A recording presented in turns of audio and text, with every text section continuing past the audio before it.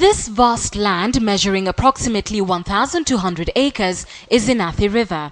This is one of the poorest counties in the country, and the government-owned numerical machining complex hopes to build a steel mill here.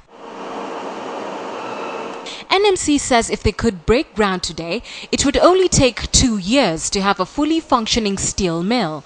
The result, by the end of the year 2014, would be hundreds of jobs created here and thousands more in satellite industrial centers countrywide.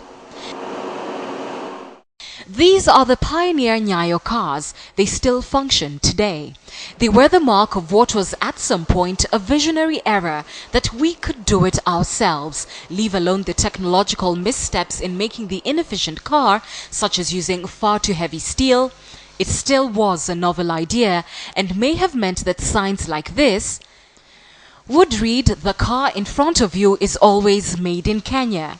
Well, we never reached there. The first prototype of this car did not move an inch.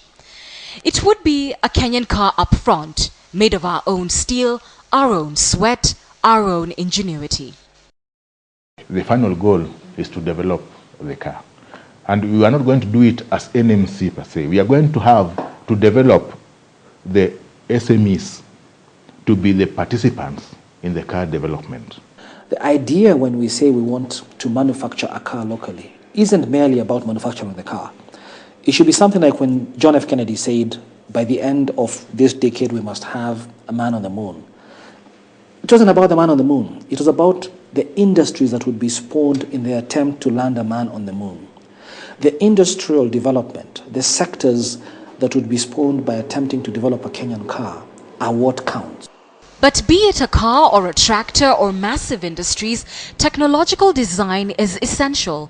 Campaigns like Buy Kenya may elicit national pride, but the reality is we've got to focus on what we're good at and what is not too expensive to produce. If you go to any developed country and through your eyes, you will see buildings, you will see rail lines, you will see roads, you will see all sorts of things that we interpret to be development. If you strip them, all you will find inside them is a lot of steel and a lot of cement. And therefore, as a country, our priority number one is to make sure that we protect ourselves in the area of iron and steel. While free primary education has meant more children are in school now than was previously possible, study after study indicates that the quality of these pupils is wanting. So what kind of graduates will enter the job market? Do we have the proper mix of know-how and creativity to make our own products competitive? We have created book or theoretical engineers. There's a requirement that they have to go for industrial attachment to be exposed. But no serious company that is producing will allow interruption or teaching anybody in between. So what they can do is to observe. And you don't learn much by observing, by seeing. The ongoing debate on education reforms are very important.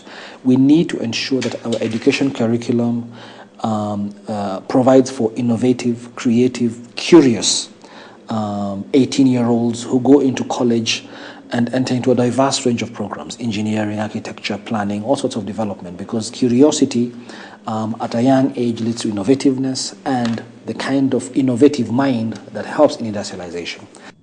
And then there is the issue of regional competitiveness. Rwanda and Tanzania are recording some of the highest growth numbers seen in economies worldwide.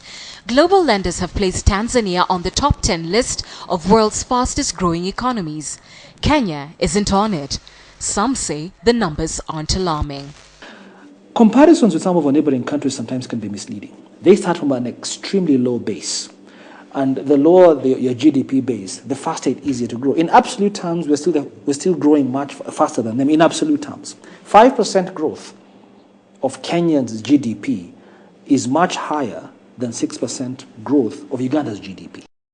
But let's face it, times are hard. Not only is the country facing shocks from the global economic downturn, it is grappling with a weak currency and skyrocketing inflation. So where next for Kenya? Analysts say the implementation of the constitution, solid institutional reforms, and a free and fair election are the place to start. Harsh economic times just as scorching as the sun are upon us. And it is only the new set of leaders who will come in 2013 who can deliver not just on the politics of the day, but also on the development agenda, who will be able to make an impact on your wallet. For KTN Prime in Nairobi, I am Anne Kiguta.